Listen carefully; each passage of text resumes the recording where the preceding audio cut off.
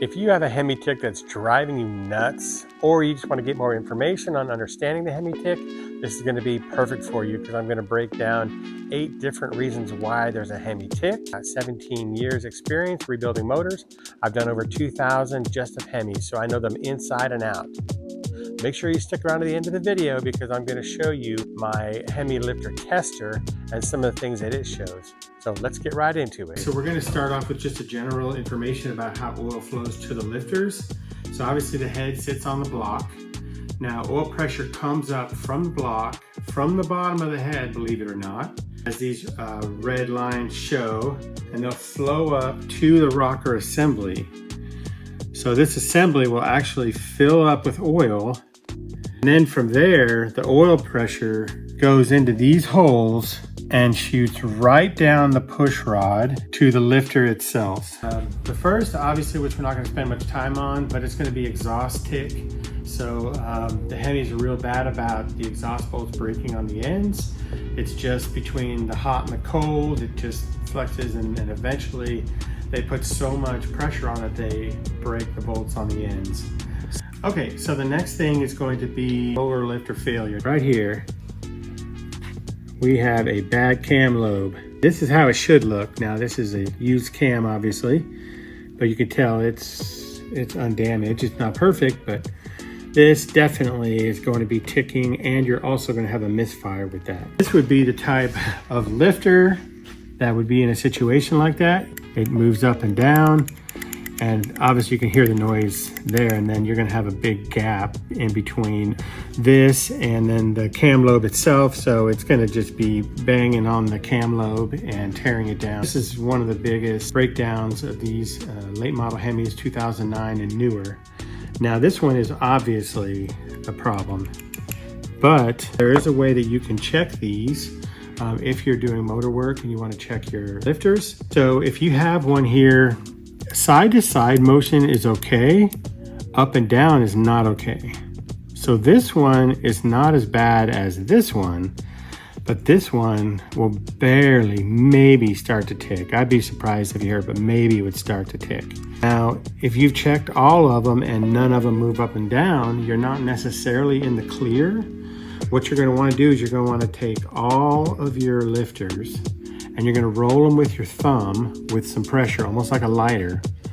If you roll it and it's smooth, you're okay. If you roll it and it feels like there's sand in there, then the needle bearings that are in there are already breaking down, and it's just a matter of time. So you're going to want to replace that lifter for sure. I have this set up and one of these are loose, one of these bolts are loose.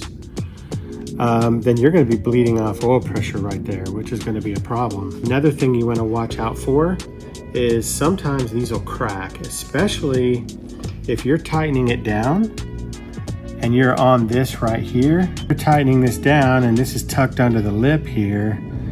This will actually crack right here and you'll be hemorrhaging oil pressure.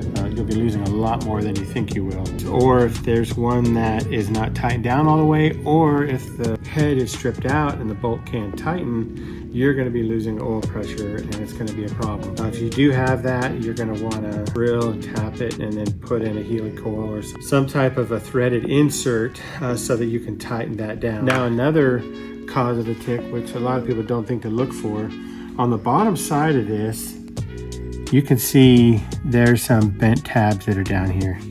Now a healthy one of those will look like these little tabs right here.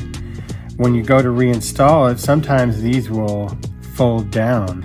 And then what's going to happen is you're going to have a situation like this, where the tabs are folded down, and it's going to do two things. One is it's going to create space, which will allow oil to escape, and you don't want oil to escape. In some cases, when I'll reinstall these, I'll take those little tabs and I'll just pinch them in a little bit so that when it goes back in, one of those tabs don't bend down. This is the actual valve height. Now, I have here an early Hemi exhaust valve and a late Hemi exhaust valve, and you can tell there's a height difference.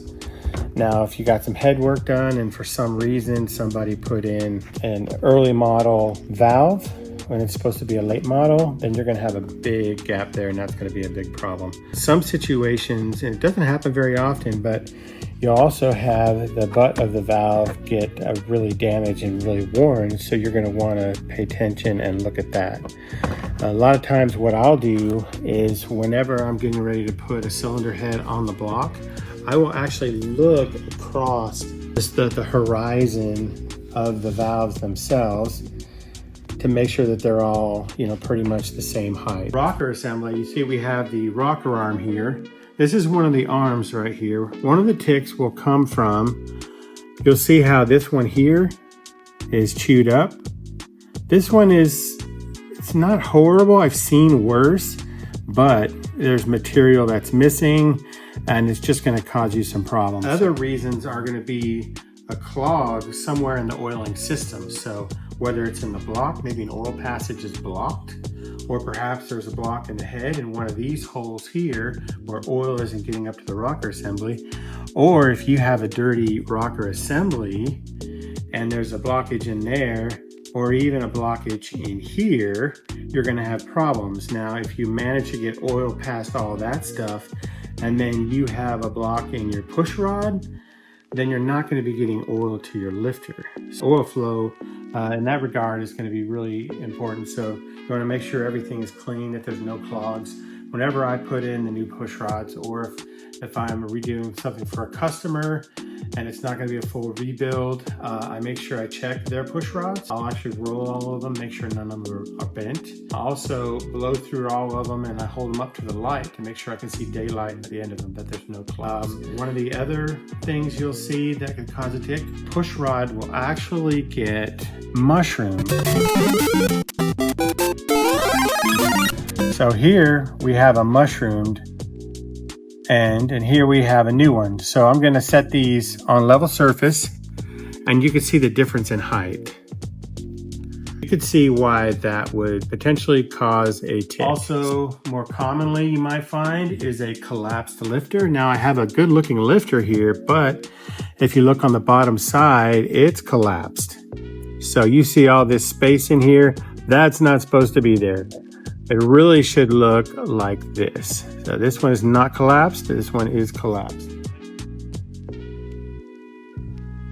So here we are, we're at the lifter tester, and I'm just going to show you a couple things that demonstrate the importance of checking what I shared about what can cause different ticks. So I'm going to go ahead and turn on the lifter tester here. Pretty cool, I'm excited for you to see it. So as you can tell, we have one ticking. So I'm going to do like an initial inspection here, looking for anything that might be showing excessive oil. Sometimes you'll see some here, which is okay. This is pretty normal. You don't want excessive oil right there. So right off the bat, I see excessive oil right here. I have a lifter ticking here, which is great. It gives me a chance to discover which one it is. So this is my stethoscope, and I'll just go right next to each one.